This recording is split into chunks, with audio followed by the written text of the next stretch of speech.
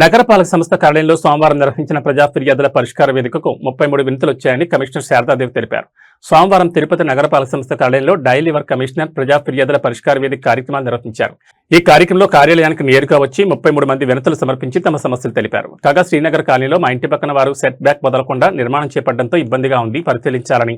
రవీంద్రనగర్ నందు కొందరు ప్రభుత్వ భూమి ఆక్రమించి రోడ్డు వేయకుండా అడ్డుపడుతున్నారని, తగుంచ న్యాయం చేయాలని, గరుడాద్రి నగర్ నందు మురుగునీరు రోడ్డుపై వెళుతోంది, కాలువ ఏర్పాటు చేయాలని, కొర్లగుంటలో మురుగునీటి కాలువలు శుభ్రం చేయాలని, ఎస్టీవీ నగర్ నందు రాములవారి గుడి వద్ద వీధి కుళాయి బోర్ మరమ్మతు చేయించాలని, మురుగునీటి కాలువలు శుభ్రం చేసి రోగాలు ప్రబలకుండా చర్యలు చేపట్టాలని, యశోదా నగర్ నందు తెలుగు గంగా నీరు సక్రమంగా సరఫరా చేయాలని,